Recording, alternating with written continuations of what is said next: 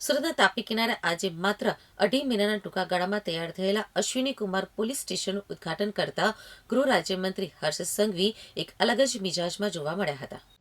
Police સ્ટેશનનું ઉદ્ઘાટન કરતા ગૃહ રાજ્યમંત્રી શ્રી હર્ષ સંઘવીએ હેલ્મેટ મુદ્દે અત્યંત ગંભીર અને કટાક્ષમય નિવેદન આપ્યું હતું. તેમણે સ્પષ્ટ કર્યું હતું કે પોલીસને જનતાના ખિસ્સા ખાલી કરવામાં રસ નથી, પરંતુ જનતાના જીવ બચાવવા તે તેમની પ્રાથમિકતા છે. તેઓએ કહ્યું હતું કે લોકો હેલ્મેટ નથી પહેરતા, તેને દંડ કરવાની જગ્યાએ ફૂલ આપીને સન્માનિત કરો અને તેમને સમજાવો. તેવો કાર્યક્રમ સૌથી ચર્ચિત કિસ્સો ત્યારે બન્યો જ્યારે 13 તુજકો અર્પણ અભિયાન હેઠળ એક છેતરપિંડીના ભોગ બનેલા વેપારીને 52 લાખ રૂપિયાની રોકડ પરત કરવામાં આવી. નવાઈની વાત એ હતી કે જ્યારે આ રોકડ ભરેલું બોક્સ વેપારીને સોંપવામાં આવ્યું ત્યારે તેઓ તેનું વજન ખમી ન શક્યા અને બોક્સ ઊંચકી ન શક્યા. હર્ષ સંઘવી ત્યારે ખડખડાટ હસી પડ્યા હતા. હર્ષ સંઘવીએ પોલીસ સ્ટેશન અંગે કહ્યું હતું કે પહેલી નજરે આરોપી પણ એવું જ કહેશે કે મને અશ્વિની કુમાર પોલીસ સ્ટેશન લઈ જાઓ, પણ યાદ રાખજો કે આ અશ્વિની કુમારની ભૂમિમાં બીજું શું આવેલું છે. સ્મશાનના આડકતરા ઉલ્લેખથી તેમણે ગુનેગારોને સીધો જ સંદેશ આપ્યો કે સુરતના વેપારીઓને પરેશાન કરનારને છોડવામાં નહીં આવે. હેલ્મેટ પહેરવા બાબતે સોશિયલ મીડિયા ઉપર જ્ઞાન વહેંચતા ઇન્ફ્લુએન્સર અને રાજકારણીઓને હર્ષ સંઘવીએ આડે હાથ લીધા હતા. તેમણે કહ્યું કે અકસ્માતમાં 90% મોત હેલ્મેટ ન પહેરવાને કારણે થાય છે. મારે કોઈના દંડની જરૂર નથી. જે હેલ્મેટ ન પહેરે તેને ફૂલ આપીને સમજાવો. તેમણે વધુમાં ઉમેર્યું હતું કે આ મુદ્દે રાજકારણ ખેલનારાઓને યાદ રાખવું જોઈએ કે આ જીવ બચાવવાની વાત છે. ગૃહ રાજ્યમંત્રીએ સુરત પોલીસે સ્પષ્ટ સૂચના આપી છે કે વેપારી સાથે છેતરપિંડી કરનાર ગમે ત્યાં છુપાયો હોય તેને શોધી કાઢો. તેમણે કહ્યું કે મેં પોલીસને કહ્યું છે કે ચીટિંગ કરનાર ભલે પશ્ચિમ બંગાળમાં હોય કે જમ્મુ કાશ્મીરમાં, તેને નોટિસ મોકલો અને અહીંયા ખેંચી લાવો. મારા રાજ્યના લોકોને પરેશાન કરશો તો હું કડક થઈશ જ, પછી ભલે કોઈના પેટમાં દુખે.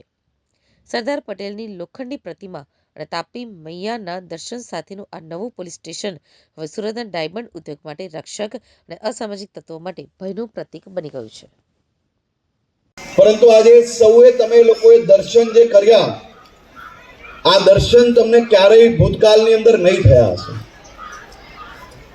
13 તુજકો અર્પણના માધ્યમથી જેનો રાત દિવસ મહેનત કરીને જેની બચત હોય, જે વ્યક્તિએ પોતાના દીકરા દીકરી માટે કોઈક સોનું ખરીદ્યું હોય, કોઈકે વેપારના માધ્યમથી હજારો લોકોને રોજગારી આપી હોય, એવા વેપારીઓને આર્થિક રીતે કોઈ નુકસાન ના થાય તે માટે 13 તુજકો અર્પણ કાર્યક્રમ ચાલુ કરવામાં આવ્યો છે.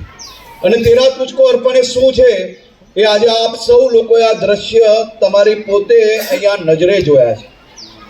કોઈક વેપારી તેમની ચીટિંગ થાય છે, કરોડો રૂપિયાના હીરાઓ રેપનેટના માધ્યમથી એના ચીટિંગ કરીને કોઈક દુબઈ, કોઈક બીજી જગ્યા પર ચીટિંગથી એ લોકોના આખા કરોડો રૂપિયાના હીરાઓ લેભાગો લઈ જાય છે. આજે આ વેપારીને અહીંયા જ ન્યાય મળે અને આપ સૌની સમક્ષ એની પોતાની કિંમતી વસ્તુઓ એમને હાથમાં આપવામાં આવે. એક અરજદાર રૂપિયાનો ઢગલો ઉચકાતોય નતો, ચોખ્ખા રૂપિયા અને નોટ પર એની એક નોટ પાછી. આવા દ્રશ્ય દેશના બીજા કોઈ રાજ્યમાં તમને જોવા ના મળે. નાની મોટી ભૂલ પોલીસની થતી હશે, પરંતુ હું એટલું ગેરંટી આપું કે મોટી જેટલું ગુજરાતની અંદર સામાન્ય નાગરિકોની સેવામાં પોલીસ જે કામગીરી કરે છે એ દ્રશ્યો બી તમને કોઈ બીજા રાજ્યની અંદર જોવા નહીં મળે. આ તમે મને કહો કે 51 લાખ રૂપિયાનું આ બોક્સ, એની ને એની નોટ, જો નોટના નંબરો એમની પાસે હશે તો એને અંદાજો આવી જશે. ક્યારેય કોઈ બીજા રાજ્યની અંદર આવું તમે દ્રશ્ય જોયું છે? કોઈ સાંભળ્યું બી છે ખરી? જરા જોરથી બોલો તો ખબર પડે. તો આપણી સુરત પોલીસને અભિનંદન આપવા પડે કે ના આપવા પડે? અહીંયા અનેક વેપારીઓ બેઠા છે, તો ભૂતકાળના દ્રશ્ય જોયા હશે સાહેબ.